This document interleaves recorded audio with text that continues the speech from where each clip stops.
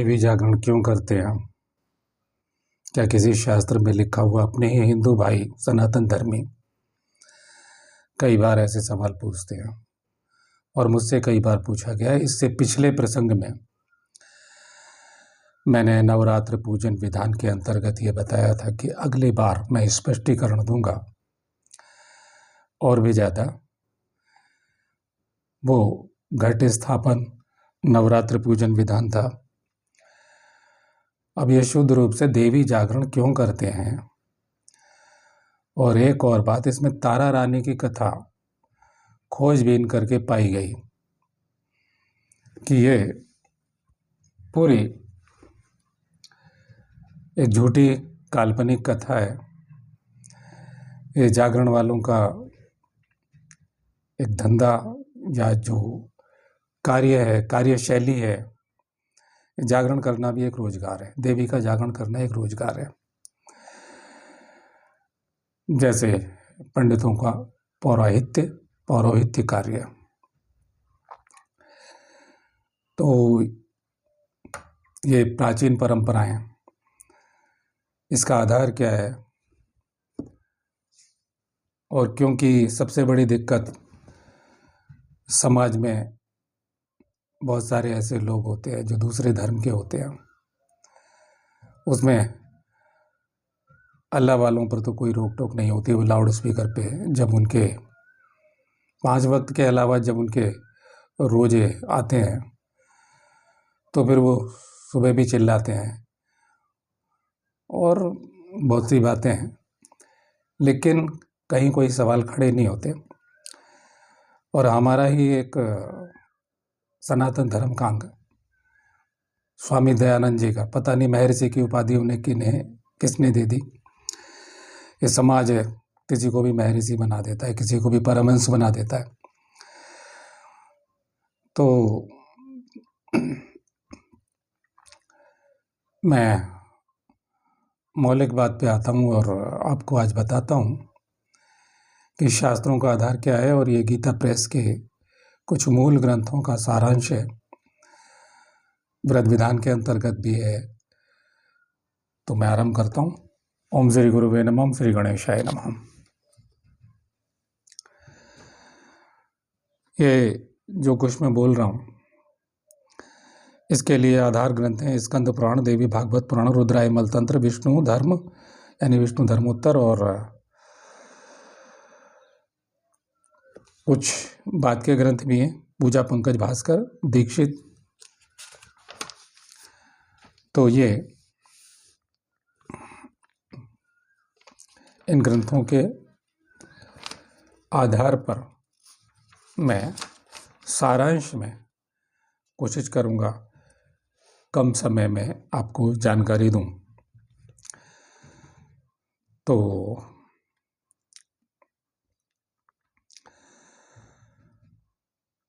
ये मैं आरंभ करता हूँ। ये चैत्र आषाढ़ आश्विन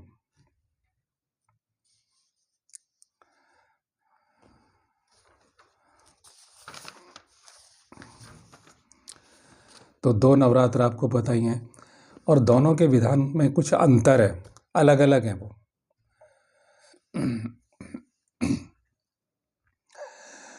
और जो शारदीय नवरात्रों का जो विधान है उसमें विजयादशमी का बहुत ज़्यादा महत्व होता है, दशहरे का। उसमें आयुध पूजन है, यानी अस्त्र शस्त्रों का पूजन विधान भी है। तो फिर भी आधारभूत बात मैं कह रहा हूँ। जागरण रामनवमी को कहा गया है और मूल रूप से विष्णु धर्मोत्तर से आरंभ करता हूँ। इस व्रत की 4 जयंतियों में गणना है। यह व्रत विधान के अंतर्गत है, यानी कि हम जागरण करें तो दिन भर व्रत रखें पहले। और व्रत का विधान समझने के लिए हमें शास्त्रों के मर्मज्ञ किसी आचार्य के पास, शास्त्री के पास जाना चाहिए। अपनी तरफ से शायद समझ में ना आए। तो यह चैत्र शुक्ल नवमी को किया जाता है। इसमें मध्याह्न व्यापनी शुद्धा तिथि ली जाती है। यदि वह 2 दिन मध्याह्न व्यापनी हो या दोनों दिनों में ही ना हो तो पहला व्रत करना चाहिए। इसमें अष्टमी का वेद हो तो निषेध नहीं है। और इसके लिए श्लोक दिया हुआ है, दशमी का वेद वर्जित है। ये ज्योतिषीय शब्द है, जिसको आम लोग नहीं समझेंगे तो ज्योतिषी के पास, यानी वो विष्णु जो आपका विष्णु धर्मोत्तर या किसी का भी जानकार कोई शास्त्री हो तो उससे आप पता कर लें। और आजकल तो इन सब की ज़रूरत नहीं है। तिथि का मान तो इंटरनेट पे आपके हाथ में मोबाइल पर बहुत सारे पंडित जी लोग निर्णय करके बता देते हैं, मुहूर्त आदि। यह व्रत नित्य, नैमित्तिक और काम्य 3 प्रकार का है। नित्य व्रत, नैमित किसी निमित्त से किया गया, और कामना पूर्ति के लिए ये 3 प्रकार का होता है। नित्य होने से इसे निष्काम भावना से रखकर आजीवन किया जा सकता है, किया जाए उसका अनंत और अमिट फल होता है। यानी कि उसमें क्या है कि धर्म, अर्थ, काम और मोक्ष, यानी कि हम जीवन की समस्याओं का समाधान करते हुए, या यूं कहें वो जो चारों चीज़ें हमारे धर्म ग्रंथों में आती हैं, धर्म, अर्थ, काम, मोक्ष, आजकल जितने धर्म और संप्रदाय हैं वो सारे के सारे क्या करते हैं कि किसी जो स्वयंभू गुरु हैं और जो बाद वाले लोग हैं, जो मौलिक नहीं हैं, जिन्होंने अपने अपने धर्म और अपनी अपनी गद्दियाँ चला रखी हैं, जिन्होंने सनातन धर्म को खंडित किया है, जिनके नाम मैं अपने नियमित श्रोताओं को मैं बताता रहा हूँ, जो नए हैं उन्हें मेरे पुराने वीडियो देखने पड़ेंगे यदि उन्हें रुचि है तो एक ही बात में है। जो स्वयंभू गुरु वो कहेंगे नहीं, खंडित कर देंगे कि कुछ ज़रूरत नहीं, सीधा सोहम मंत्र, सीधा ये मंत्र और दीक्षा, हमारा ध्यान करिए, कुंडलनी शक्ति जागरण कीजिए और बस हो जाएगा। अब कितनों की जगती है, ऐसा लगता है यूट्यूब पर, अब तो सारे उठ करके यूट्यूब पर चले आए हैं, लगता है सबकी कुंडलनी जागृत हो गई और सबको समाधि लग गई है। खैर, मैं अपने विषय से आपको बोध कराता हूँ। अब ये कहते हैं उसका अनंत और अमिट फल होता है। अमिट फल क्या होगा, अनंत फल क्या होगा? यही कि जीवन मुक्त हो जाए। हम आज जहाँ हैं वहाँ समस्याएं हैं हमारी, और इन व्रतों के करने से, विधान पूर्वक करने से जीवन में समस्याएं दूर होती है और ब्रह्म की ओर, ईश्वर की ओर हमारी प्रगति होती है, मार्ग प्रशस्त होता है। ये हमारे ऋषियों का मार्ग है। और जो ढोंगियों का मार्ग है वो कहेंगे गुरु मंत्र जपो, कुछ करने की जरूरत नहीं है, न जीते जी या मरणोपरांत कोई कर्म शेष नहीं है, सब मुक्त हो जाएंगे। और किसी निमित्त या कामना से किया जाए तो उसका यथेच्छ फल प्राप्त होता है। अब क्या है, भगवान रामचंद्र जी का जन्म हुआ, उस समय जब भगवान रामचंद्र जी का जन्म हुआ तो उस समय चैत्र शुक्ल की नवमी थी, गुरुवार का दिन था और पुष्य नक्षत्र था। तो मतांतर से कई बार क्या होता है, मैंने कई बार इससे मेरा आप दूसरा वीडियो देख सकते हैं, ये महाभारत चैनल की कथाओं में अंतर क्यों आता है कि मान लिया जाए कि वही रामायण वाल्मीकि जी ने लिखी है और वही महाभारत में भी मार्कंडेय ऋषि, द्रौपदी पूछती है कि संसार में मुझसे दुखी कोई नारी देखी है, तो मार्कंडेय जी कहते हैं हाँ देखी है, तुमसे भी ज़्यादा, साक्षात ब्रह्मा अवतार, ईश्वर के अवतार राम उनके पति थे, जनक की पुत्री थी, भूमिपुत्रा थी। पर बहुत तरह से समझाते हैं और फिर वो रामायण की कथा सुनाते हैं। तो ऐसा मैं बताता रहा हूँ, और वो विषयांतर कहने के ढंग में कुछ अंश छूट जाते हैं, कुछ बढ़ जाते हैं, कुछ को विस्तार किया जाता है। तो यहाँ यह मतांतर से पुनर्वसु नक्षत्र है, पुष्य पुनर्वसु निकट है। मध्याह्न था यानी दोपहर का समय था, और कर्क लगन था, वह उत्सव के दिन। ये सब तो सदैव आ नहीं सकते, यानी यही, क्योंकि समय की गति वापस नहीं लौटती है, समय आगे आगे बढ़ता है। तो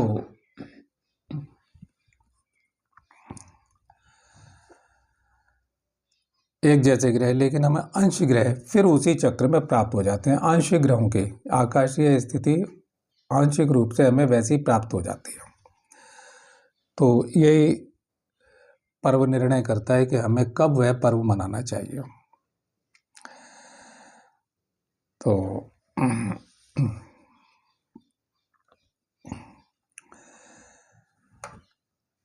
उत्सव के दिन ये सब सदैव आ नहीं सकते, परंतु जन्मरक्ष कई बार आ जाता है। जन्म अक्ष यानी वह अक्ष, उसका प्रतिबिंब, उस जैसे ग्रह आ जाते हैं, अतः वह हो तो अवश्य लेना चाहिए।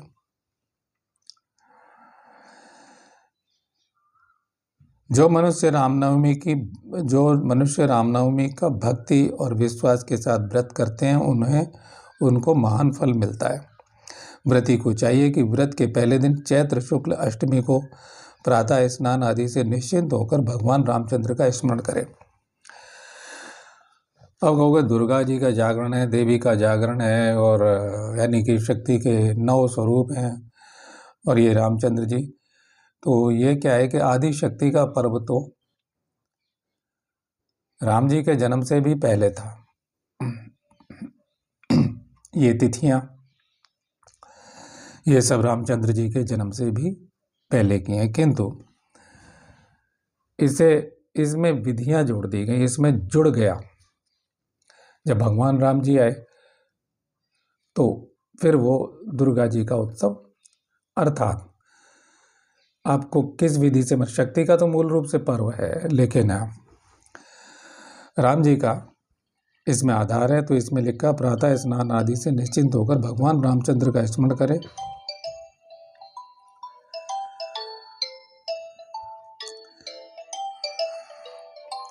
दूसरे दिन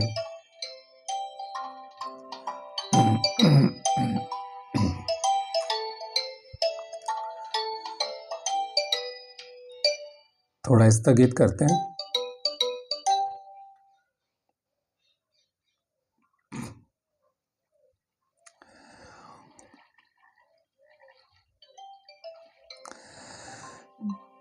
चैत्र शुक्ल नवमी को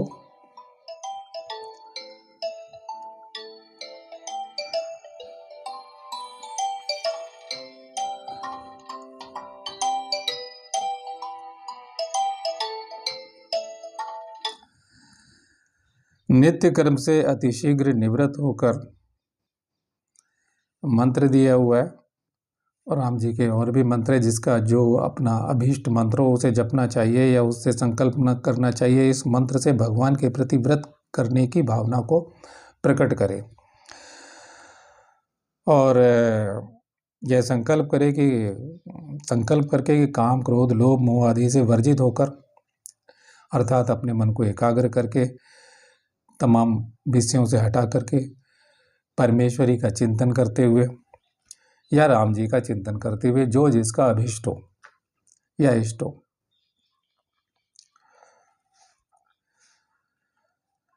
व्रत करना चाहिए।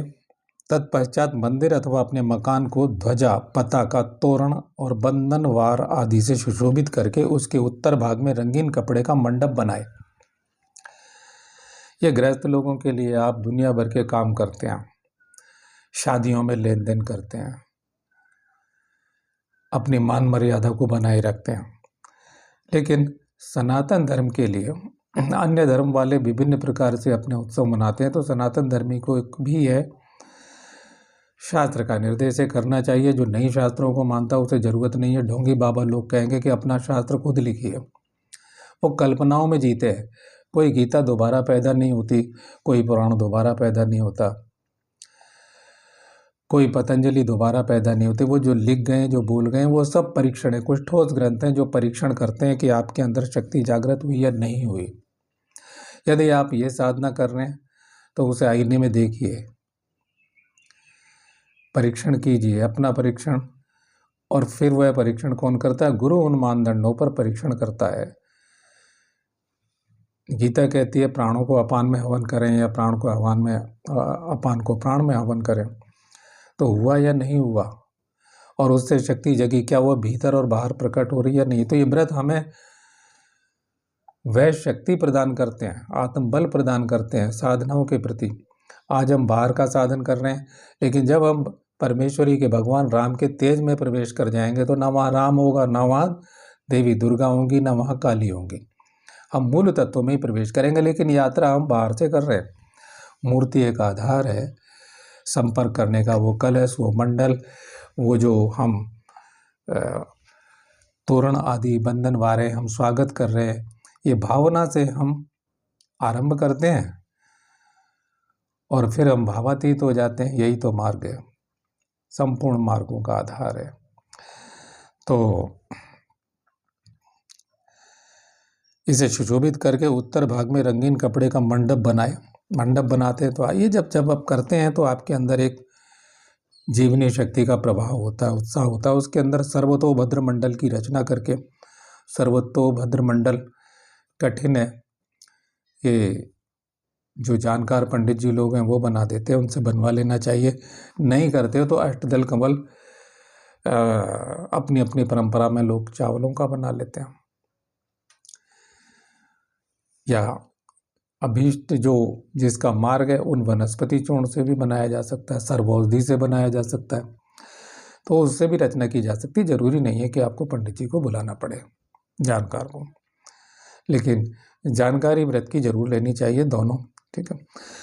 तो यथाविधि रचना करके मध्य भाग में यथाविधि कलश स्थापन करें। कलश के ऊपर राम पंचायतन, जिसमें मध्य में राम सीता, दोनों पार्श्वों में भरत शत्रुघ्न, पृष्ठ प्रदेश में लक्ष्मण और पाद तल में यानी चरणों में हनुमान जी की स्वर्णमयी निर्मित मूर्ति स्थापन करके उनका आवाहन आदि षोडशोपचार पूजन करें। जो देवी के भक्त हैं उन्हें देवी की प्रतिमा और कलश स्थापन, जो मैं पहले बता चुका हूँ, इससे पिछले भाग में बता चुका हूँ। एक वीडियो है इससे पहले जो मैंने गुरुदेव कपिल देव महाराज जी का पादुका पूजन किया है, उससे पहले, यानी एक वीडियो से पहले, उससे पिछला जो वीडियो उसी का ये दूसरा भाग है। आप उसे देख लें, जो जिन्हें रुचि हो वो देख लें, तो कि दोनों भाग में मैंने क्या अंतर किया। तो षोडशोपचार पूजन यानी 16 प्रकार के उपचार और 16 प्रकार के उपचारों से पूजन। आप नहीं है 16 प्रकार के उपचार तो पंचोपचार, धूप दीप गंध पुष्प नैवेद्य आदि से पूजन कर लेना। और जो साधक है वो तत्व पूजन करता है, जिसके बारे में मैं कई बार बता चुका हूँ। नहीं है अगरबत्ती की, गरीबी है, परेशानी है, नहीं है तो फिर आप अपने शरीर के तत्वों से योग विधान से पूजन करें। ये उसका विधान कहा गया है हमारे शास्त्रों में। तो और ये और भी ग्रंथ हैं कुछ, जो व्रतराज है, व्रतार्क है, जो बाद के ग्रंथ है। एक मैंने कहा जो नाम लिए जैसे देवी भागवत पुराण, विष्णु धर्म, यानी और जो मैंने जिनका रुद्राय मलादि, ये तो ऋषि काल के ग्रंथ हैं, आदि काल के ग्रंथ हैं, सतयुग से चले आ रहे ग्रंथ हैं। लेकिन बाद के ग्रंथ जैसे, और व्रतार्क जय सिंह कल्पद्रुम। अब जय सिंह कल्पद्रुम में क्या है, आप कहेंगे ये कि तो अभी राजा जय सिंह का है। मैं आपको बता देता हूँ, बहुत से राजाओं ने बड़ा श्रेष्ठ कार्य किया है, जो उनमें सम्राट चंद्रगुप्त हैं, और सबसे ज़्यादा नाम लिया जाता है सम्राट विक्रमादित्य हैं उज्जैन के। और ऐसे ही और भी हैं, राजा जयसिंह हैं जयपुर के, सवाई जयसिंह। इन्होंने क्या किया, विद्वानों को नियुक्त किया, इनके बारे में आप जानते हैं। तो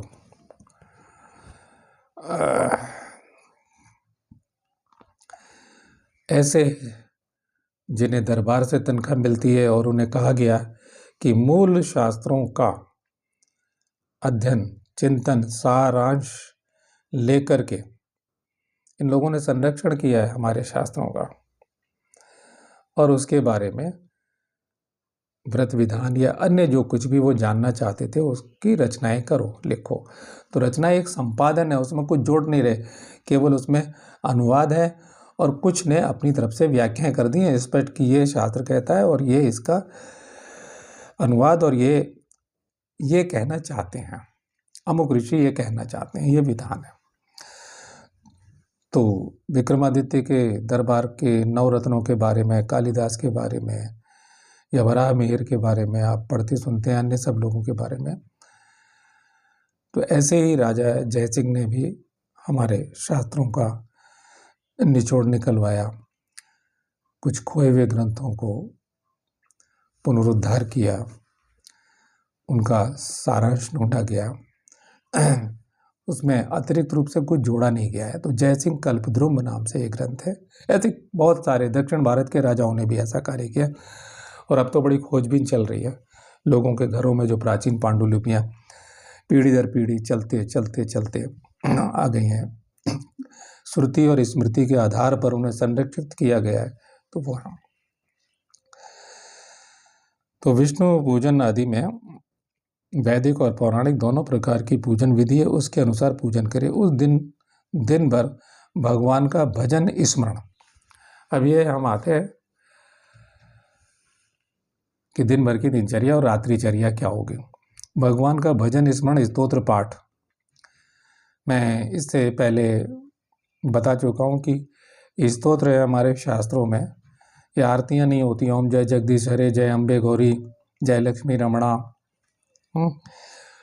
या जय शिव ओमकारा, ये आरतियाँ क्योंकि भक्ति भाव जगाने के लिए मुगलों का शासन था देश में, कम से कम उनके हम 5 बार अजान सुन रहे हैं या उनके वाक्य सुन रहे हैं या धर्म से उनके दबाव में हैं, तो ये चलता रहा। तो स्वामी शिवानंद जी ने ये रचनाएं करके हिंदुओं में आरती का, अनपढ़ लोगों में भी वो आरतियाँ कार्य करती रहीं, एक चेतना जागरण रहा।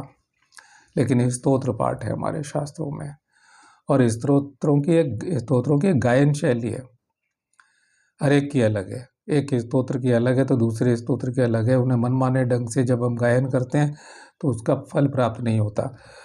जैसे मंत्रों की स्वर लहरिया, शब्द संघात है, स्वराघात है, तो ये सब चीज़ें तो मंत्र साधना में ये ढोंगी गुरुओं के बस की बात नहीं है, जो केवल मंत्र दे देते हैं और जाके अपने घर जपिए। जो मंत्र विद्या, जो गुरु मंत्र भी गुरु मंत्र विद्या के अंतर्गत है, मंत्र शास्त्र के अंतर्गत है। जो अंग और उपांगों के जानकार हैं वही हमें आगे मार्गदर्शन या हमारी चेतना शक्ति को जागृत करवा सकते हैं। अब हम आगे बढ़ते हैं। तो वो कहते हैं कि रात्रि में उत्तम प्रकार का स्तोत्र पाठ, दान पुण्य, हवन और पितृ श्राद्ध, पितरों का श्राद्ध करना।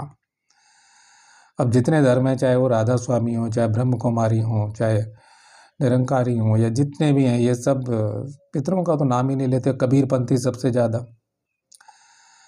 वो कहावतें कह दी हैं बहुत सारी, लेकिन आप दुनिया में हैं, आप मुक्त नहीं हो सकते, आप कितना ही कुछ कर लें, ये ऋण चढ़ जाते हैं।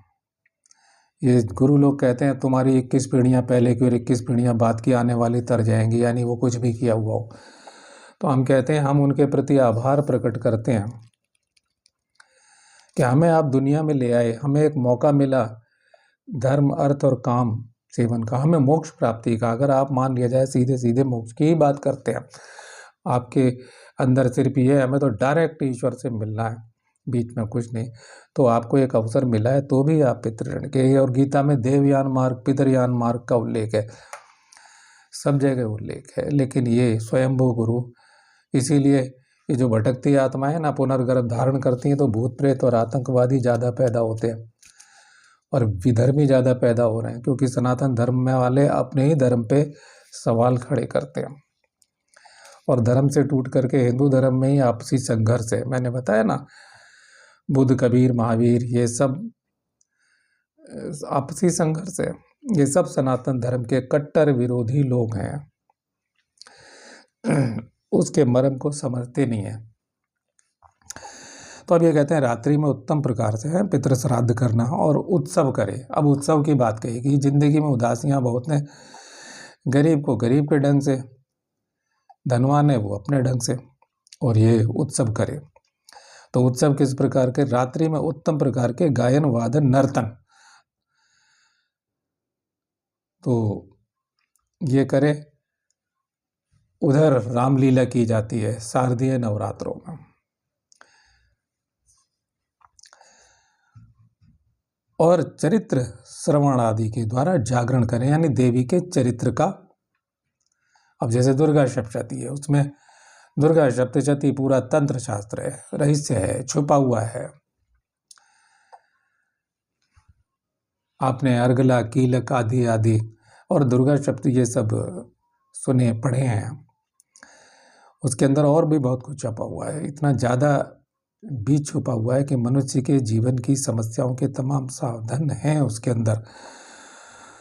समस्याओं का समाधान करते हुए मोक्ष की ओर प्रगति का मार्ग की दुर्गा सप्तशती में प्रशस्त है।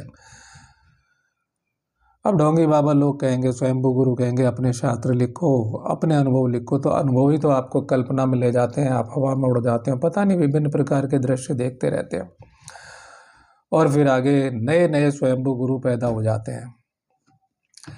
सोचना ये है, एक दृष्टि है। मैं हर एक वीडियो में चेतना की तरफ एक इशारा जरूर करता हूँ। आपको शक्ति का मार्ग चाहिए, क्योंकि शक्ति सारी कल्पनाओं को गिरा देती है। वो प्रत्यक्ष होगा तभी दिखाएगी दृश्य को, वो आपको काल ज्ञान देगी। मैं हमेशा कहता हूँ कि शक्ति सिद्धि नहीं पसंद है तो शक्ति की भाषा बोलिए। बिना शक्ति के तो अभी आप मर जाएंगे। अस्पताल में बोतलों से शक्ति पाई जा रही है, वेंटिलेटर से शक्ति पाई जा रही है, और इस महाशून्य से, अनंत शून्य से सीधे भी शक्ति मिल सकती है। उन मूर्तियों के पीछे छुपी भी प्राणस चेतना को आप ग्रहण कर सकते हैं और अपनी सोई हुई चेतना को जगा सकते हैं। प्रियजनों, मुझे सुनने वालों, शायद मेरे शब्द आपके थोड़े से लोगों काम के हों। तो ये कहते हैं कि जागरण करें तथा दूसरे दिन दशमी को पारण करके व्रत का विसर्जन करें। तो आप देवी चरित्र सुने, तो देवी चरित्र अब ये लोग जो कर रहे हैं, अब यहाँ विसर्जन हो गया। सामर्थ्य हो तो स्वर्ण की मूर्ति का दान करें। पहले सोने के दान का, और आज भी सोने का दान किया जाता है। सोने में कहते हैं संस्कारों का, पाप का, सोना शुद्ध हो, वो ग्रहणशील होता है। सोना का, इतनी सोने की महिमा कितनी है। इस स्वर्ण हमारे तेज को ग्रहण करता है, लेकिन जिसका बृहस्पति खराब है उसे सोना धारण नहीं करना चाहिए। सोना लूट लिया जाता है, खो जाता है, और आपकी बुद्धि को भ्रष्ट भी कर देता है। बहुत सारे लोग बहुत सोना पहने हुए होते हैं, और बहुतों का सोना मैंने उतरवाया। हर व्यक्ति को अलग धातु सूट करती है या अनुकूल आती है ग्रहों के अनुसार। किसी को तांबा अनुकूल आएगा, किसी को कुछ भी धातु अनुकूल नहीं आती है। या आप लोगों के अपने अपने अनुभव होंगे। मैं तो थोड़ी थोड़ी झलक, बीच में प्रसंग आ जाता है तो मैं कह देता हूँ। तो स्वर्ण की मूर्ति का दान करें, ऐसा कहा गया। तो आप एक मिट्टी की मूर्ति के साथ भी फल, पुष्प या कुछ भी दक्षिणा, कुछ अन्य दान करते हैं। दान करने से हमारे संकटों का नाश होता है। अलग अलग प्रकार के दान है। दान करने से हमारे पुण्य भी दान चले जाते हैं। क्या आज करना चाहिए दान, क्या नहीं करना चाहिए, यह हमारी जन्म कुंडली बताती है। या भाई कोई त्रिकालज्ञ हो ना हो, चलिए त्रिकालज्ञ कुछ ज़्यादा बड़ी बात कर गया, लेकिन जिसे आंशिक काल ज्ञान भी है, जो जानता है वाकई आपके भीतर प्रवेश करके, जिसकी दृष्टि इतनी खुली हुई, वो बता देगा आपको, और आपको लाभ पता चल जाएगा।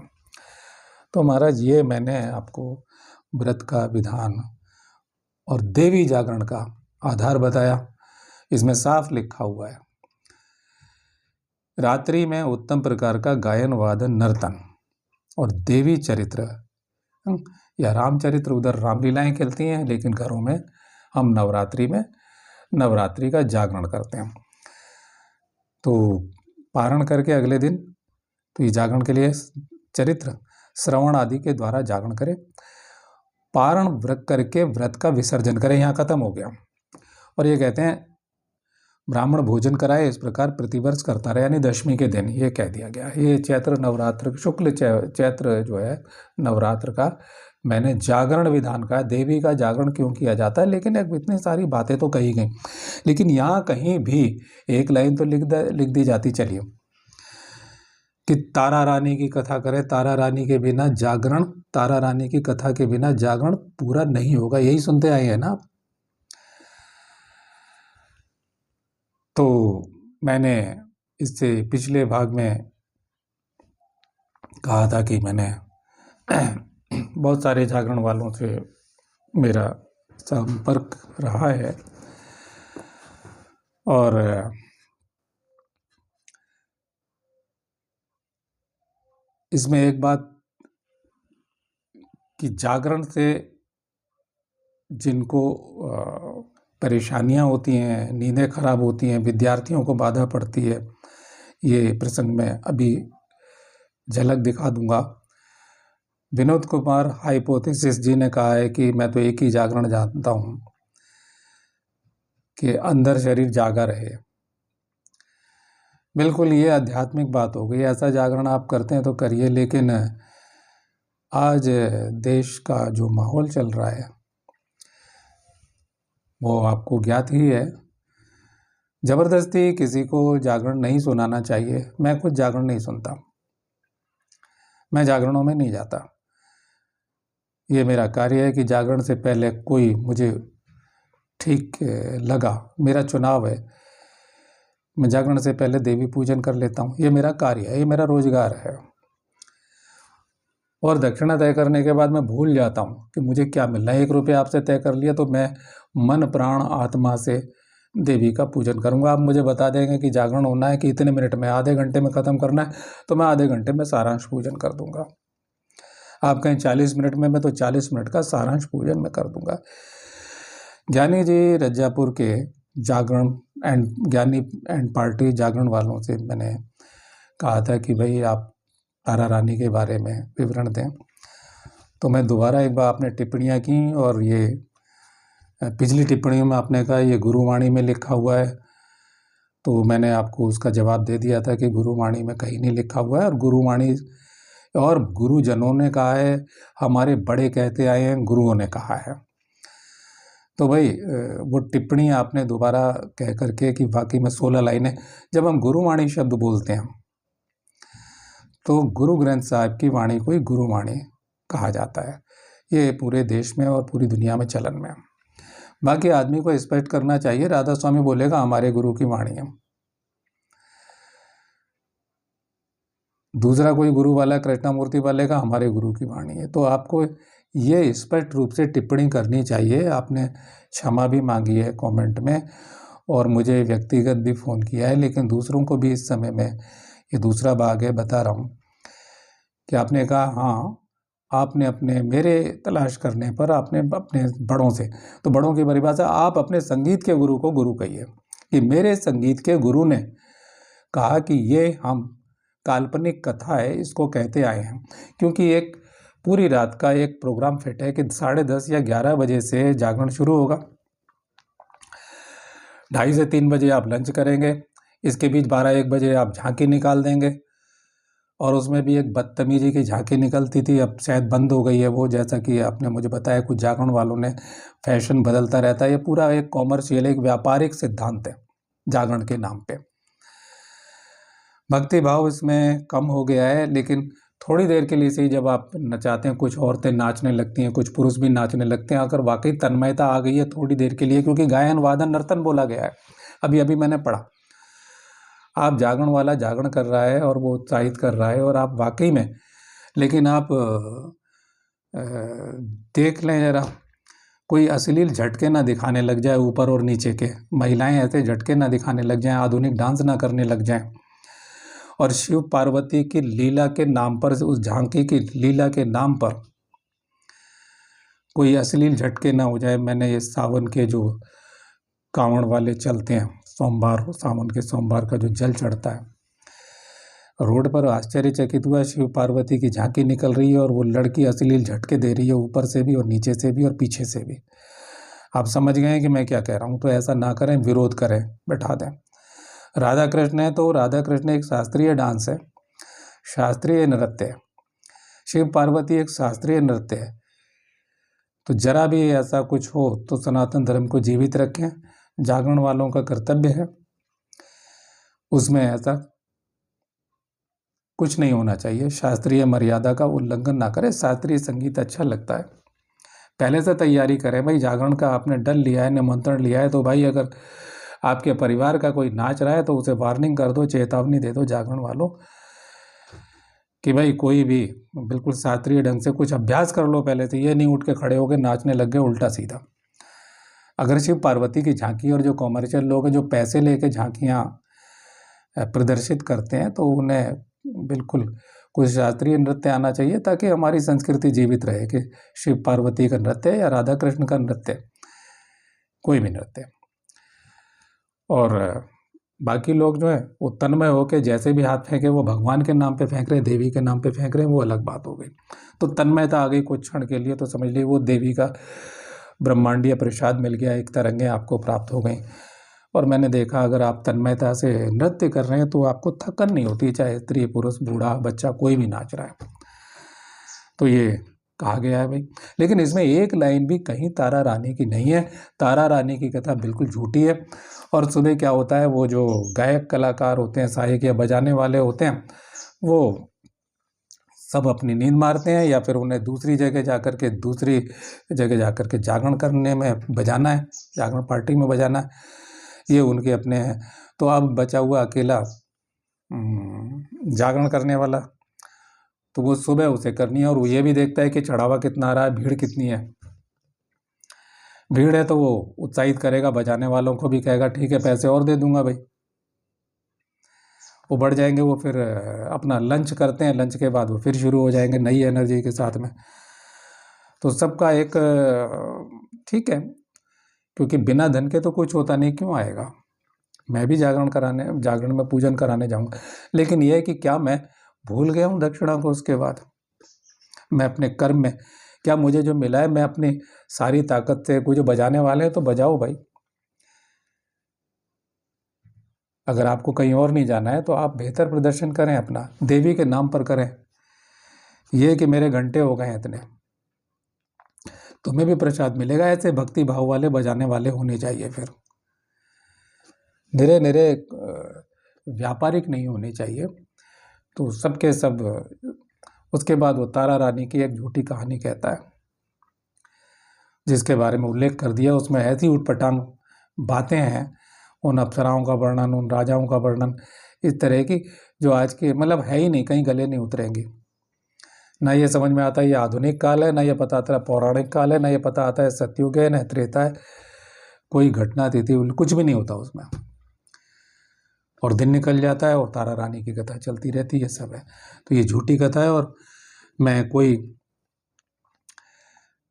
कई कथाएं शक्तिपीठों की भी देखी मैंने, तो कोई ऐसी कथा देवी चरित्र, तो मैं कहूँगा ज्ञानी जी आप ही को कहता हूँ, या जो मुझसे जुड़े हुए हैं, विनोद पाल जी, कोई भी हैं,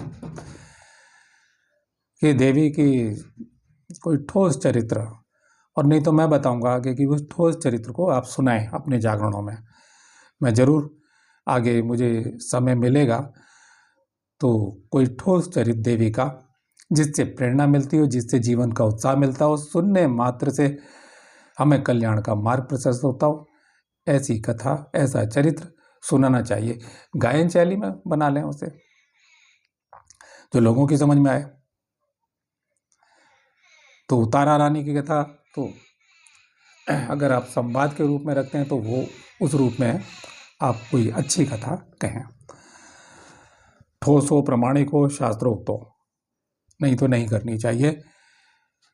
ये हमारे अब जागरण वालों को समझना होगा।